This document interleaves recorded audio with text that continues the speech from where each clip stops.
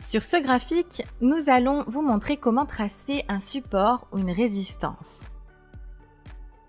Grâce au point de croisement, on peut remarquer les zones où le prix rebondit. Par exemple, juste ici.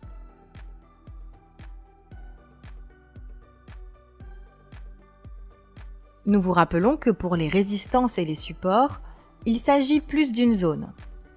Nous allons donc tracer une zone en utilisant plutôt une forme rectangulaire.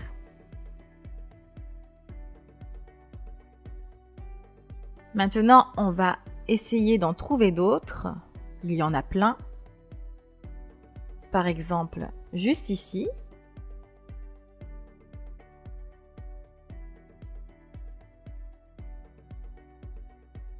Et on en a une autre juste là.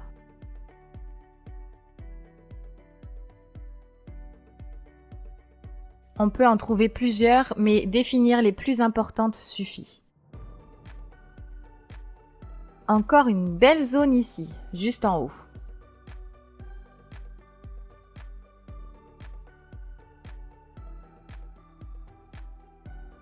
On voit qu'entre le support et la résistance en haut, nous cherchons une vente. Car dans le passé, le prix a rebondi sur cette résistance et va sûrement faire la même chose aujourd'hui. Maintenant, nous allons vous montrer comment dessiner une ligne de tendance. Pour cela, on peut utiliser directement une ligne ou une zone comme ce petit rectangle diagonal. Pour tracer une ligne de tendance ou une zone de tendance, c'est très simple, il suffit seulement d'avoir deux points à connecter.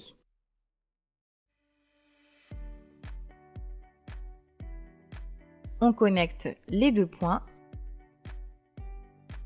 et vous voyez que sur cette zone, qui est une tendance haussière, le prix rebondit comme sur un support et ensuite il rebondit comme sur une résistance. C'est peut-être un signe que le marché va se retourner. Voici un autre exemple de ligne de tendance. Donc on connecte les deux points. Et sur cette tendance baissière, on voit que le prix a rebondi sur cette zone comme une résistance et qu'elle l'a ensuite traversée et que le marché s'est retourné et est parti à la hausse. C'est vraiment aussi simple que ça. Voici un autre exemple.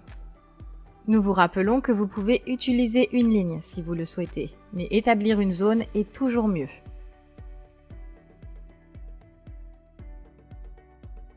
Donc ici, nous avons une tendance baissière.